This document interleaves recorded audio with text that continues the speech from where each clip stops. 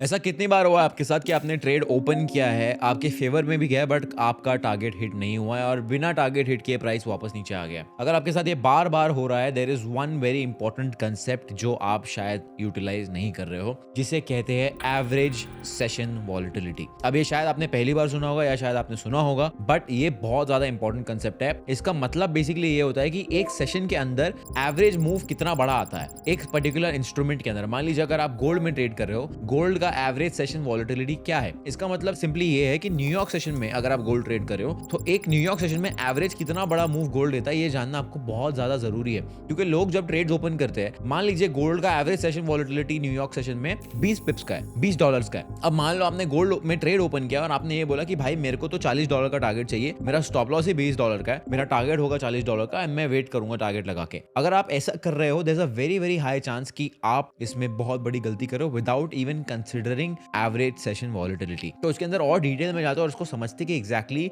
इसको यूज कैसे करना है and how you can set realistic targets and realistic stop losses using this concept. So अब आ गए हम चार्ट्स पे। अब सिंपली मैंने आप लोगों के लिए एक free of cost trading view indicator बनाया। आपको क्या करना है, आपको इंडिकेटर्स में जाना है एंड आपको सर्च करना है अल्फा ट्रेडर यूनिवर्सिटी। जब आप अल्फा ट्रेडर यूनिवर्सिटी में जाओगे तो आपको कुछ ऐसे इंडिकेटर्स दिखेंगे जहां पे आपको क्लिक करना है एवरेज सेशन वॉलेटिलिटी। तो यहाँ पे जब आप क्लिक करोगे तो आपके चार्ट पे एक इंडिकेटर प्लॉट हो जाएगा। अब चार्ट पे आपको कुछ दिखेगा नहीं, बट यहाँ पे आपको एक नंबर जरूर दिखेगा। जैसा कि आप देख सकते हो यहाँ पे लिखा हुआ है 21.5। ये 21.5 क्या है? ये 21.5 है गोल्ड का न्यूयॉर्क का एवरेज सेशन वॉलेटिलिटी। अब इसकी वजह से क्या होगा, इसकी वजह से मुझे इतना पता चल जाएगा कि गोल्ड जो है न्यूयॉर्क सेशन में आजकल कितना मूव दे रहा है। एंड ये इंडिकेटर मैंने बनाया पिछले लास्ट 10 ट्रेडिंग डेज के वैल्यू के हिसाब से। तो पिछले लास्ट 10 ट्रेडिंग डेज में गोल्ड एवरेज न्यूयॉर्क सेशन में कितना मूव दे रहा है, ये इंडिकेटर वो कैलकुलेट करके हमें एक नंबर देता है। एंड इससे बहुत ज्यादा इंपॉर्टेंट चीज हमें समझ में आती है। अगर ये इंडिकेटर ओरिजिनली मैंने US 100 के लिए बनाया था, क्योंकि मैं US 100 ट्रेड करता हूं, एंड ये इंडिकेटर ने मुझे फ्राइडे को एक दिन पहले ही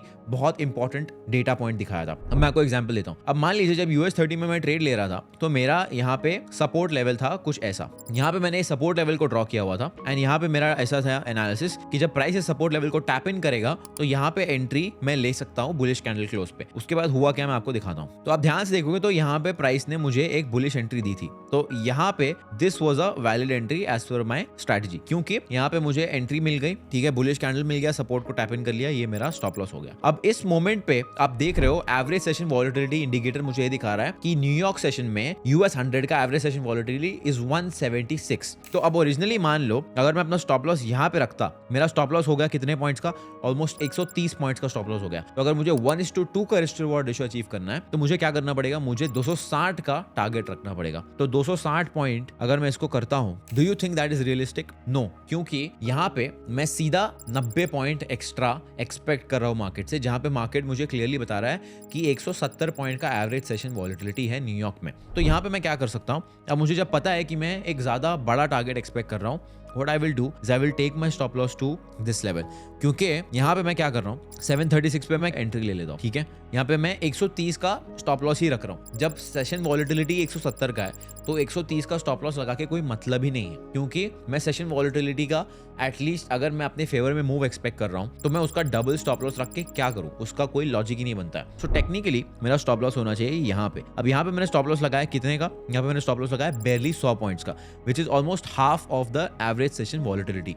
दैट मीन्स अब यहाँ पे अगर मैं 1:2 का टारगेट रखूंगा, which is going to be this, then my target is about almost 170-160 points के आसपास। That means it is realistic. तो अगर यहाँ पे मैं ट्रेड लेता भी हूँ तो there is a high chance कि मेरा टारगेट जो है हिट होगा।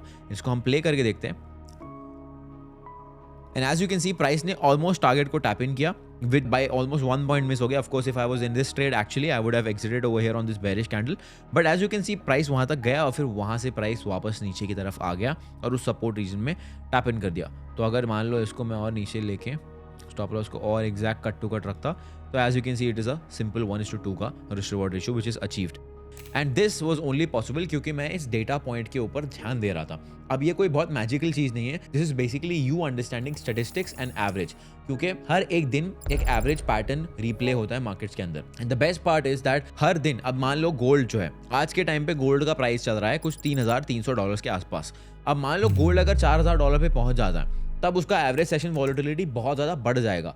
अगर आप गोल्ड में बहुत पहले का चार्ट जाके देखोगे, अगर मान लो मैं वीकली टाइम फ्रेम पे जाके बहुत पुराना चार्ट देखता हूँ, 2020 का चार्ट देखता हूँ, तो उसका एवरेज सेशन वॉलेटिलिटी यहाँ पे बहुत कम होगा। क्यों कम होगा? फॉर वेरी ऑब्वियस रीजंस, क्योंकि प्राइस ही गोल्ड का कम था।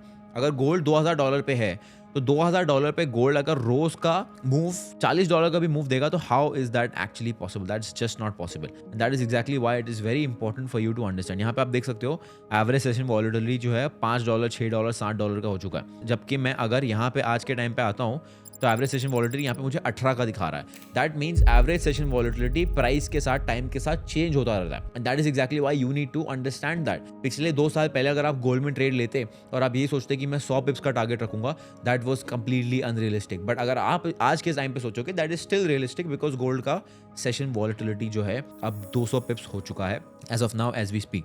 सो this is something which is very very important. And like I said, मैंने आपके लिए फ्री इंडिकेटर भी बनाया हुआ है। आपको सिर्फ और सिर्फ चार्ट पे जाना है, फिर फ्री इंडिकेटर को अप्लाई करना है। एंड इससे क्या होगा, इसको आप कोई भी इंस्ट्रूमेंट पे यूज कर सकते हो। अब मान लो आप जो है यूरो यूएसडी ट्रेड करते हो, अब यहाँ पे हमें क्लियरली दिखा रहा है यूरो यूएसडी पे 0.03343 का एवरेज सेशन वॉलेटिलिटी है।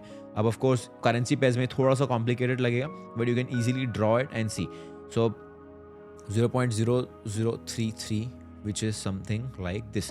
अब मान लो मुझे समझ में आ गया कि भाई average session volatility for euro USD in New York session is this much. Of course euro USD London session में ज़्यादा बड़ा मूव देता है। तो let's talk about euro JPY. अब यूरो जेपीवाई में the average session volatility is 0.446। That means यहाँ से अगर मैं एक्सपेक्ट करता हूँ मूव, तो I can expect a move of almost this much, which is a decent move if you think about it. This is a decent move, and उसका half जो है मैं स्टॉप लॉस लगा सकता हूँ. This will also help you to set shorter stop losses, because बहुत बार ऐसा होता है कि हम जो स्टॉप लॉस बहुत बड़ा लगा देते हैं एंड उसकी वजह से एक्चुअली टारगेट हम बहुत बड़ा लगा देते हैं. सो उससे हमें हेल्प ये मिलेगी कि एवरेज सेशन वॉलेटिलिटी का अगर मैं हाफ भी स्टॉप लॉस रखता हूँ, that is a very very realistic stop loss. यहाँ पे एक और मैं एग्जांपल देता हूँ आपको गोल्ड का. अब मान लो यहाँ पे मुझे दिख रहा है गोल्ड क्लियरली नीचे की तरफ जा रहा है एंड यहाँ पे there is a resistance level, ठीक है. उसके बाद इक्वल हाइस का स्वीप हो, यहाँ पे मैं जो है एंट्री ले लेता हूँ. फॉर एग्जांपल यहाँ पे मान लो मैंने एंट्री ले ली.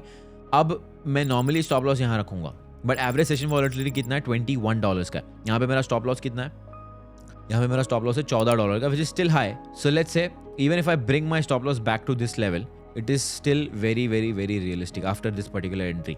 तो यहाँ पे क्या होगा, यहाँ पे बेसिकली मैं 1:2 का टारगेट सिंपली इजीली अचीव कर पाऊंगा, बिकॉज इवन दो अब यहाँ पे हमें क्लियरली दिख रहा है टारगेट हिट हो गया है, but this makes a very huge difference in your risk to reward ratio. So average session volatility जो है एक बहुत अनस्पोकन कंसेप्ट है, कोई इसके बारे में बात नहीं करता है, बट ये कंसेप्ट की वजह से definitely you will be able to achieve a better risk to reward ratio. And शायद इस कंसेप्ट को जब अप्लाई करना शुरू करोगे, you will start to realize that इसी रीजन की वजह से आपका शायद कभी टारगेट हिट नहीं हो रहा था, because before entering your trades you are not considering the average session volatility. Hope this video helps. I'll see you in the next one. Thank you so much.